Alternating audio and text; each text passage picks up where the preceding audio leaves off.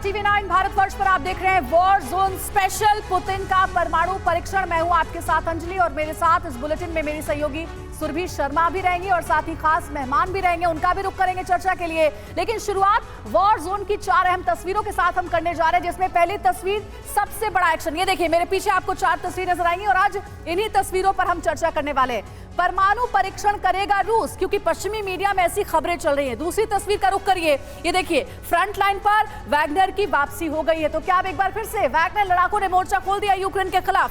तीसरी तस्वीर बहुत दिलचस्प है, रोमानिया में नाटो की तैयारी। ये क्या बताता है, क्या विश्व युद्ध की चिंगारी भड़केगी? और चौथी जो बड़ी तस्वीर है, वो सबसे बड़ा कदम, ये रूसी सेना में फिर से नई भर्ती हुई है। तो देखिए, ये 4 तस्वीरें और 4 बड़ी डेवलपमेंट है जो कि वॉर जोन से सामने आई और इसी पर आज हम चर्चा करने जा रहे हैं। मेहमानों से भी डिटेल समझेंगे कि आखिर पुतिन के दिमाग में क्या चल रहा है इस पूरे युद्ध को लेकर के। लेकिन ब्रेकिंग न्यूज के लिए सबसे पहले रुख करते हैं सुरभि का। तो 4 बड़ी तस्वीरें आपने देखी हैं और उसी आधार पर होगी आगे चर्चा। ऑन माय राइट मेरे साथ है defence expert doctor Sandeep Tripathi और निनाद सेठ, और एज अ डिफेंस एक्सपर्ट साथ ही आपको बता दें फॉरेन मामलों के ये जानकार हैं। हर हालात को लेकर, हर हलचल को लेकर हम चर्चा करेंगे निनाद और संदीप से। और डिफेंस एक्सपर्ट के तौर पर मेरे साथ इस वक्त अश्विनी शिवाज सर हैं और retired air marshal Rajesh Kumar sir हैं। लेकिन इस बीच सबसे बड़ी खबर, जहां यूक्रेन जंग के बीच एटमी वॉर को लेकर बड़े खुलासे और पुतिन परमाणु परीक्षण करने की तैयारी में है, जहां पश्चिमी मीडिया की तरफ से किए जा रहे इस दावे को लेकर ये सबसे बड़ी खबर कि कैसे आर्कटिक महासागर में परमाणु परीक्षण की तैयारी हो रही है और रूस की एटमी तैयारी से दुनिया की बढ़ती जा रही है चिंता। हालांकि युद्ध के इस हालात में ये 4 तस्वीरों के साथ साथ आगे चर्चा इसी लिहाज से करना जरूरी है कि वॉर जोन की स्थिति में किस तरीके से मुश्किलें अब बढ़ती जा रही हैं। हालांकि जो हलचल हमने देखी, जिस तरीके से हमने देखा कि अब रोमानिया में नेटो की तैयारी को लेकर खबर है, वॉर जोन से तमाम बड़ी खबरें आ रही हैं, जहां एटमी वॉर को लेकर ये सबसे बड़ी खबर है और पुतिन के एटमी प्लान से दुनिया में कैसे हड़कंप मच गया है। डिटेल इंफॉर्मेशन आपके सामने, क्योंकि अमेरिका और ब्रिटेन की टेंशन अब बढ़ती हुई नजर आ रही है। परमाणु युद्ध को लेकर पश्चिमी मीडिया की तरफ से किया गया ये दावा देखिए, जहां पुतिन परमाणु परीक्षण करेंगे। 3 अक्टूबर रूस परमाणु परीक्षण करने की तैयारी में है। रूस के 11 इलाकों में परमाणु परीक्षण की तैयारी को लेकर बड़ा दावा। परीक्षण के दौरान 70% क्षेत्र को तबाह करने की है योजना। यहां तक कि लोगों को रेडियो एक्टिव प्रभावों से बचाने के अभ्यास को लेकर भी बड़ा दावा किया गया। इमरजेंसी सिचुएशन, आपातकालीन सेवाओं से जुड़े अधिकारियों को भी निर्देश देने की बात कही गई है। यहां तक कि पुतिन के जन्मदिन के 4 दिन पहले परमाणु युद्ध का अभ्यास, यानी पुतिन के जन्मदिन 7 अक्टूबर से पहले दुनिया को रूस का ये सबसे बड़ा संदेश। सबसे पहले निनाद, ये परमाणु परीक्षण की बात पिछले कई महीनों से स्टैंड बाय मोड पर कही जाती रही है। आज लग रहा है कि परीक्षण के तहत एक और शुरुआत और युद्ध आगे बढ़ता हुआ, परमाणु युद्ध के हालात की ओर जाता हुआ। मुझे नहीं लगता कि रशिया परमाणु परीक्षण करेगा। एक परमाणु ड्रिल हो सकती है कि ड्रिल मतलब रियल टाइम में कैसे परमाणु यूज़ करते हैं वेपन, वो हो सकता है। पर परीक्षण करने की आजकल ज़रूरत नहीं होती, स्पेशली अबव द ग्राउंड। और वैसे भी एक सीटीबीटी, एक टेस्ट बैन ट्रीटी के अंदर मेरे ख्याल से परीक्षण नहीं होगा, एक ड्रिल हो सकती है। पर खतरा ज़रूर बढ़ता हुआ नजर आ रहा है। मेरे को लगता है बड़ा मुद्दा क्या है, बड़ा मुद्दा ये है कि यूक्रेन का काउंटर ऑफेंसिव फेल हो गया है। रशिया को पता है कि विंटर आ रही है, इसलिए मेरे को लगता है कि अब रोबोटिन देखें, रोबोटिन जो जगह है जहाँ पे पिछले 3 हफ्ते से काउंटर ऑफेंसिव में कोशिश कर रही है यूक्रेन और कुछ खास कर नहीं पाई। तो मेरे को लगता है कि स्टेलमेट जैसी सिचुएशन में रशिया का फायदा है। लेकिन सर, पिछली सर्दियों में भी तो हम यही आकलन कर रहे थे कि रूस को बड़ी मजबूती मिलेगी, बड़ी बढ़त मिलेगी, लेकिन वो हुआ नहीं। तो क्या इस बार पुतिन का ये प्लान कामयाब होगा? चर्चा हम जारी रखेंगे। एक और ब्रेकिंग न्यूज आ गई है, रूस की परमाणु परीक्षण की तैयारी को लेकर के एक अहम जानकारी है। कहा जा रहा है कि आर्कटिक महासागर में परीक्षण की तैयारी, परमाणु परीक्षण पर पश्चिमी मीडिया ने दावा किया है। कहा गया है पश्चिमी देशों को डराने के लिए परमाणु परीक्षण किया जा रहा है। परमाणु अनुसंधान केंद्र ने पुतिन को दी परीक्षण की सलाह। तो देखिए, ये बहुत बड़ा डेवलपमेंट है अपने आप में कि आखिर क्यों पुतिन परमाणु परीक्षण करना चाह रहे हैं। कहीं अब पुतिन ने मन तो नहीं बना लिया है यूक्रेन पर परमाणु हमला करने का, क्योंकि बार बार धमकियां रूस की ओर से दी जा रही है, चेतावनी दी जा रही है, चाहे वो पश्चिमी देश हो या फिर यूक्रेन। लेकिन अभी तक अपने ब्रह्मास्त्र का इस्तेमाल नहीं किया है पुतिन ने। लेकिन परमाणु परीक्षण की खबरें आखिर क्यों सामने आ रही हैं? क्या अब परमाणु हमला होकर रहेगा? इस बीच सबसे महत्वपूर्ण सवाल कि रूस के एटमी टेस्ट की जगह क्या होगी, इसको लेकर भी खुलासा हुआ है। रूसी वैज्ञानिक और पुतिन के करीबी ने अब संभावित जगह के बारे में क्या इंफॉर्मेशन दी है। हालांकि एटमी टेस्ट को लेकर ज्यादा जानकारी नहीं शेयर की जाएगी, लेकिन रूस के एटमी टेस्ट की जगह का खुलासा कर दिया गया है और आर्कटिक महासागर के नोवाया जेमेलिया में एटमी टेस्ट संभव बताया जा रहा है। यह इंपॉर्टेंट है क्योंकि पुतिन के करीबी वैज्ञानिक मिखाइल कोवलचुक का प्रस्ताव भी यहां पर देते हुए नजर आए हैं। लेकिन आपको इस बीच ये जानना जरूरी है कि किस तरीके से पहला एटमी टेस्ट 1955 में 1955 में नोवाया जेमेलिया में ही किया गया था, इसीलिए ये जगह बहुत इंपॉर्टेंट हो जाती है इसके इतिहास को समझते हुए और ये समझते हुए कि किस तरीके से अब 1990 तक इस साइट पर कुल 130 परीक्षण भी किए जा चुके हैं। ये वो फैक्ट्स आपके सामने हम रख रहे हैं जिस लिहाज से ये समझना जरूरी है कि 1961 में 50 MTAN-602 का विस्फोटक यहीं पर किया गया था और ये इंपॉर्टेंट है कि कुछ सालों में रूस ने इस साइट को काफी विकसित भी कर लिया है और ऐसे में इसी साइट के तहत आज किए जा रहे ये खुलासे किस तरीके से चिंता बढ़ा देंगे। अंजलि जी हाँ, बहुत बड़ी जानकारी है ये। और एक और बड़ी खबर आ रही है कि आर्कटिक में रूस और नाटो के बीच पहले से ही टेंशन चल रही है। कुछ दिन पहले ही रूसी सेना ने यहां पर एक बड़ी वॉर ड्रिल भी की थी। नाटो की चुनौती का मुकाबला करने के लिए रूस बीते कई महीनों से आर्कटिक में तैयारी कर रहा है। अब जल्दी से इससे जुड़ी डिटेल्स आपके सामने हम रख देते हैं। आर्कटिक क्या एटमी वॉर फ्रंट बन रहा है?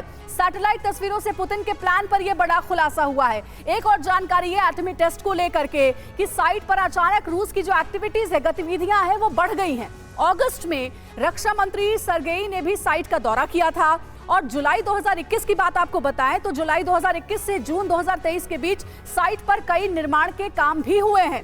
रूस का परमाणु परीक्षण पश्चिमी देशों को डराने के लिए है क्या? यह सबसे बड़ा सवाल है क्योंकि आर्कटिक में कुछ दिन पहले रूस ने एक बड़ी वॉर ड्रिल की थी। नाटो और रूस के बीच आर्कटिक में टेंशन बढ़ी है और अगले साल आर्कटिक में नाटो की सबसे बड़ी वॉर ड्रिल भी होने जा रही है। एक सिवात सर हमारे साथ जुड़े हुए हैं। सिवात सर, क्या ये पश्चिमी देशों को सिर्फ डराने के लिए हो रहा है कि परमाणु परीक्षण करने की योजना पुतिन बना रहे हैं या फिर वाकई में अब मन बना लिया है कि अब कोई उपाय नहीं है, परमाणु ब्रह्मास्त्र का इस्तेमाल करना ही होगा? देखो अंजलि, इसमें ऐसे देखना पड़ेगा कि आज सबसे ज़्यादा अगर न्यूक्लियर हथियार हैं वो रूस के पास हैं 6000 के करीब और उसके अंदर काबिलियत और क्षमता है पूरे वर्ल्ड को डिस्ट्रॉय कर सकता है। तो ये जो अब करने की कोशिश कर रहा है ये एक प्रकार से डर पैदा करना है अमेरिका और नाटो में, क्योंकि उनको लग रहा है जो इस प्रकार से सेवास्तोपोल और क्रीमिया पे अटैक किया गया है वो ब्लैक सी फ्लीट का एक प्रकार से करता धरता है। सबसे ज़्यादा उसकी जो रेड लाइन है वो है क्रीमिया।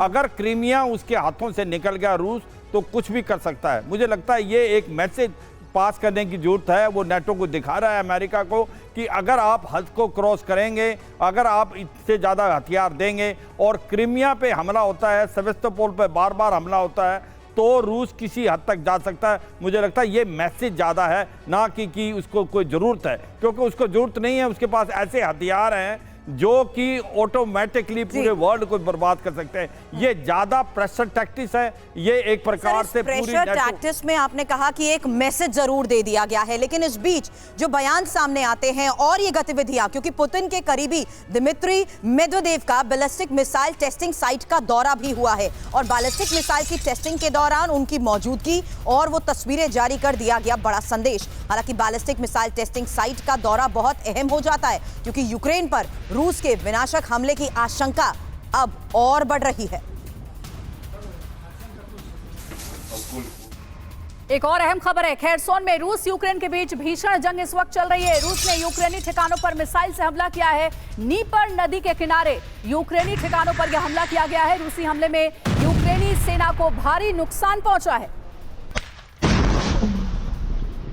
खेरसोन के रिहायशी इलाकों में रूस के हमले को लेकर बड़ी खबर आई, जहां रूस ने रिहायशी इलाके में मिसाइल्स भी दाग दी। हालांकि रूसी हमले में कई इमारत पूरी तरह ध्वस्त हो गई और रूस ने इन इलाकों में यूक्रेनी पोस्ट को तबाह करने का दावा भी किया है।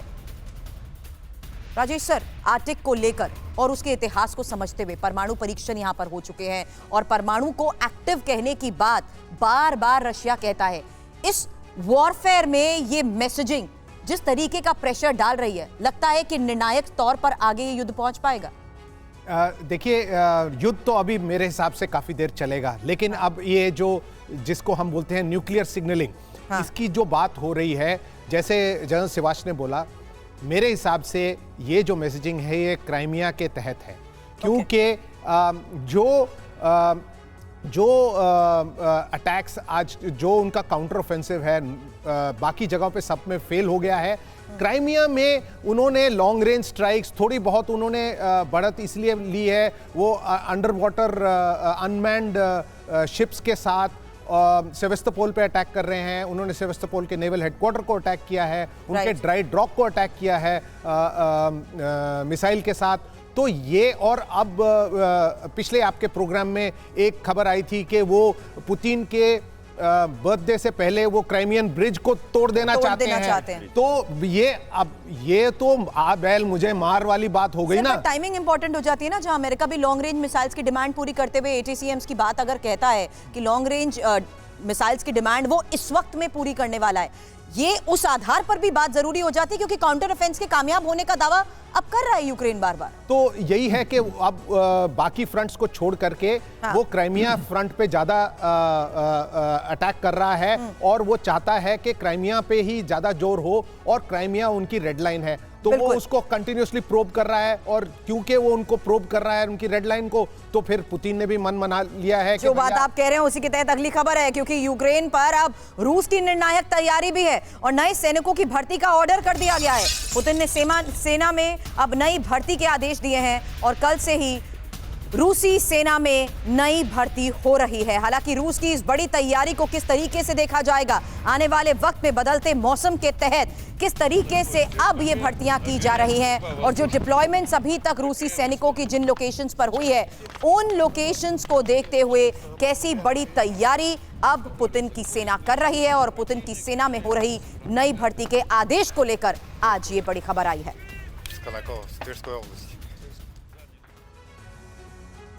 तो रूस की बड़ी तैयारी के बारे में हमने आपको बताया कि सर्दियों से पहले नई भर्तियां हो रही हैं। अब इसी से जुड़ी जो इन्फॉर्मेशन है वो इन्फॉर्मेशन वॉल पर जल्दी से आपको बता देते हैं, आखिर क्यों रूस सर्दियों के पहले नई भर्ती कर रहा है। देखिए, राष्ट्रपति पुतिन का नई भर्ती का ऑर्डर है, यानी अपने सैनिकों की संख्या बढ़ाए जाने का। 1 अक्टूबर से नए सैनिकों की भर्ती का ऑर्डर पुतिन की ओर से दिया जा चुका है, और इतना ही नहीं बल्कि यूक्रेनी कब्जे वाले इलाकों से भी भर्ती होगी। ये बहुत ही महत्वपूर्ण पॉइंट है। साथ ही साथ डोनेट्स्क, लुहांस्क, खेरसोन, ज़ेपोरिजिया में भी नई भर्ती होगी। पुतिन ने यह भी कहा है, यानी पूरी एक रणनीति तैयार की गई है।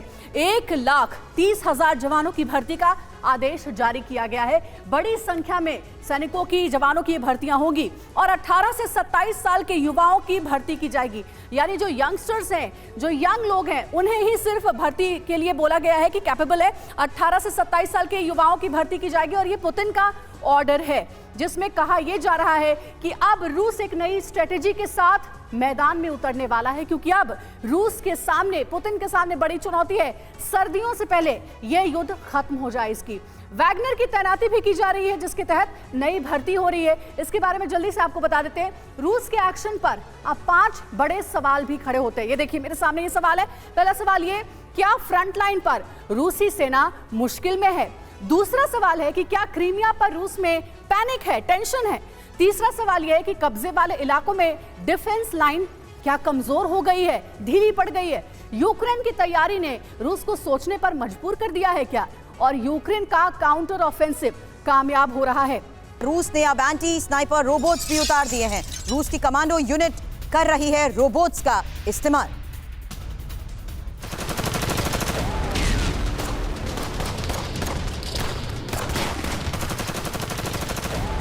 दक्षिणी वॉर फ्रंट पर जंग और तेज हो गई है। यूक्रेनी सेना का लेपर्ड टैंक से जवाबी हमला। रूस यूक्रेन के बीच आमने सामने की जंग जारी है।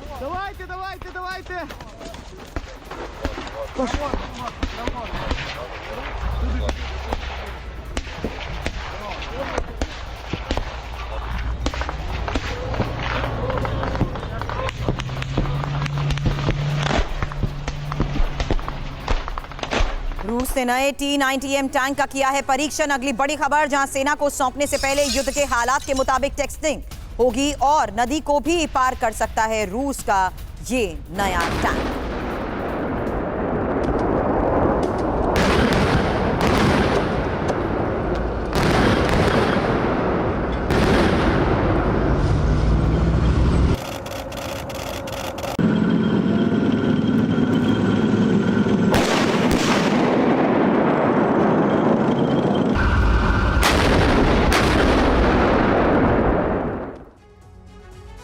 और एक बड़ी खबर आ रही है, वॉर जोन में वैगनर लड़ाकों की वापसी से जुड़ी हुई खबर है। कहा जा रहा है कि वापसी के बाद पुतिन का ऑर्डर, वैगनर के नए कमांडर आंद्रेई त्रोशेव को पुतिन का ऑर्डर, वैगनर को एकजुट करने और जंगी मोर्चा संभालने को कहा गया है।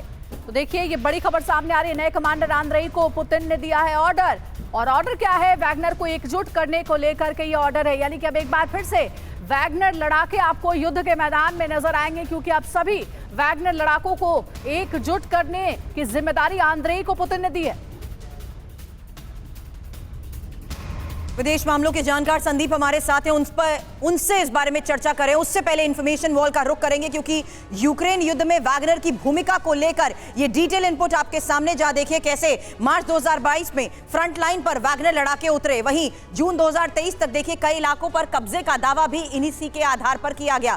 अब प्रोगजिन की अगुवाई में जिस तरीके से विद्रोह हुआ, 24 जून 2023 की ये वो घटनाएं जहां अभी तक देखिए 23 अगस्त 2023 तक प्लेन क्रैश में प्रोगजिन की मौत को लेकर भी बड़ी खबर सामने आई है। हालांकि वैगनर की भूमिका के तहत ये तारीखें बहुत इंपॉर्टेंट है, क्योंकि युद्ध के हालात में इनकी भूमिका, वहीं प्रोगजिन की मौत के बाद वैगनर से रूस के अधीन होने का शपथ पत्र भी लिया गया। यहां तक कि वॉर जोन से वैगनर फाइट कैंप में भी अब भेजे गए हैं, यानी अलग अलग ऐसे मोर्चे जहां पर इनकी तैनाती को लेकर दावे किए गए। हालांकि 30 सितंबर 2023 से सितंबर अक्टूबर 2023 तक अब देखिए कैसे पुतिन ने पूर्व वैगनर कमांडर त्रोशेव को अब कमान सौंपने की बात कही है। वहीं फॉरवर्ड पोस्ट पर वैगनर लड़ाकों की वापसी की बात जो कही जा रही है, उसके तहत यह समझना जरूरी है, क्योंकि अब इस रणनीति में जहां ये देखना होगा, एक्सपर्ट साफ तौर पर कह रहे हैं कि क्रिमिया को लेकर यूक्रेन की रणनीति के तहत रूस अब और एक्टिव हो रहा है। लेकिन पुतिन ने प्रोगजिन के सहयोगी रहे आंद्रेई त्रोशेव को जंगी मैदान में जो लौटने का फैसला दिया है, निर्देश दिया है, वैगनर लड़ाकों को कमान सौंपी जा रही है। अब आखिर ये शख्स कौन है आंद्रेई त्रोशेव? इसकी नई नियुक्ति के मायने क्या हैं, जरा ये भी समझ लीजिए, क्योंकि वैगनर के नए कमांडर को लेकर सबसे बड़ी खबर यह है कि आंद्रेई त्रोशेव प्रोगजिन के पूर्व सहयोगी हैं, और प्रोगजिन की बगावत के बाद में ही अभी तक, हालांकि ये माना जाता था कि प्रोगजिन की बगावत में ये अभी तक साथ नहीं दे रहे थे, लेकिन बगावत के वक्त रूस का प्रस्ताव स्वीकार भी किया गया। अब ये समझिए इस पूरी टाइमलाइन और इन गतिविधियों के आधार पर इनकी भूमिका, जहां रूस के रक्षा मंत्रालय में इन्हें अहम पद भी दिया गया, और वैगनर लड़ाकों पर पुतिन का ये जो पूरा कंट्रोल सिस्टम रहा है, उसके तहत समझिए जहां पुतिन की तरफ से कहा गया कि आप वैगनर को बेहतर जानते हैं। और संदीप, यही सबसे बड़ा सवाल है, क्योंकि वैगनर लड़ाकों के साथ रूस के करार को लेकर ये जो बड़ी खबरें आ रही हैं, वैगनर रूस की वफादारी की शपथ को लेकर खबरें आ रही हैं, क्या क्रिमिया पर बढ़ते खतरे के तहत इनकी डिप्लॉयमेंट अब पुतिन का सबसे बड़ा कदम? देखिए सुरभि जी, पुतिन जानते हैं वैगनर की जो भूमिका रही है पूरे इस वॉर जोन में बहुत ही निर्णायक रही है। वैगनर ने पुतिन को बाखमुत जीत कर दिया था, और बाद में जो क्राइसिस आई तो ये बहुत बड़ा संकट खड़ा हो गया था पुतिन के सामने। और जो प्रिगोजिन का जो चैलेंज था, इसके बाद प्रिगोजिन का मारा जाना, तो एक तरह से पूरा का जो इंटरनल क्राइसिस थी पुतिन के सामने बहुत बड़ा चैलेंज था। लेकिन फिलहाल पूरा सेटल डाउन हुआ, और आज फिर से जब क्रीमिया पर पुतिन उसके रूस के अस्तित्व और अस्मिता दोनों चैलेंज कर रहा है यूक्रेन क्रीमिया पर काउंटर ऑफेंस को लेकर के, वहां पर यह देखना बहुत जरूरी हो गया है। पुतिन को अब लगता है कि जो वैगनर पूरी तरीके से हमें बाखमुत जीत कर दिए थे, उसको लगता है कि यदि हम क्रीमिया पर डिप्लॉयमेंट करते हैं तो पूरा एक निर्णायक रिजल्ट आ सकता है। क्योंकि यदि क्रीमिया पर कंट्रोल लूज हुआ पुतिन का, तो आप ये समझिए कि पूरी 2 साल की जो लड़ाई होने वाली है, ये अपने आप पे डेंट होगा, और ये पुतिन के लिए बहुत बड़ा एक मैसेज है। बिल्कुल सर, देखिए एक और बड़ी खबर आ रही है, वैगनर की बात हो रही थी, वैगनर कमांडर पर फैसले के बाद पुतिन की चेचन चीफ रमजान कादिरोव से मुलाकात हुई है। कादिरोव की खराब तबीयत की खबरों पर लगा है विराम। कादिरोव और पुतिन में युद्ध की नई रणनीति पर चर्चा हुई है। कादिरोव ने पुतिन के लिए जान की बाजी लगाने की बात कही है।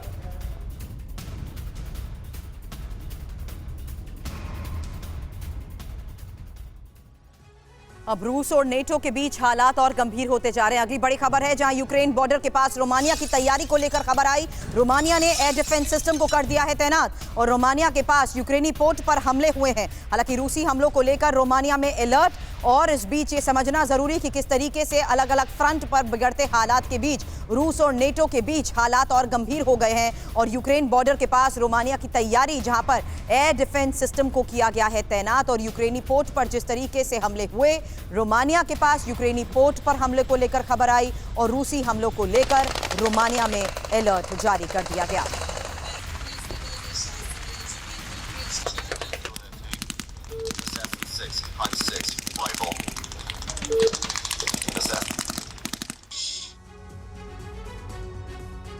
तो देखिए, रूस वर्सेस नाटो रोमानिया की जंगी तैयारी के बारे में आपको जानकारी आगे हम देने जा रहे हैं। दरअसल बॉर्डर के पास डिफेंस सिस्टम पहुंचाया गया है। अब बताया जा रहा है कि 4 F-16 फाइटर जेट पहले से ही वहां पर डिप्लॉय हैं और इतना ही नहीं, डेन्यूब नदी के पास ब्लैक सी से रूस ने हमले भी किए हैं। यूक्रेन के डेन्यूब पोर्ट को टारगेट कर रहा है इस वक्त रूस। रूसी गोलाबारी में रोमानिया को भी नुकसान पहुंचने की खबर है। रोमानिया और रूस की सीधी जंग का खतरा बढ़ता जा रहा है। तनाव के बीच रोमानिया ने अपनी निगरानी बढ़ा दी है, चौकसी बढ़ा दी है। तो देखिए, रूस वर्सेस नाटो की जंग क्या होगी, क्योंकि टेंशन बहुत ज्यादा देखने को मिल रही है। समय हमारे पास इतना ही था। सभी खास मेहमानों को बहुत बहुत शुक्रिया करना चाहेंगे हमारे साथ ज्वाइन करने के लिए।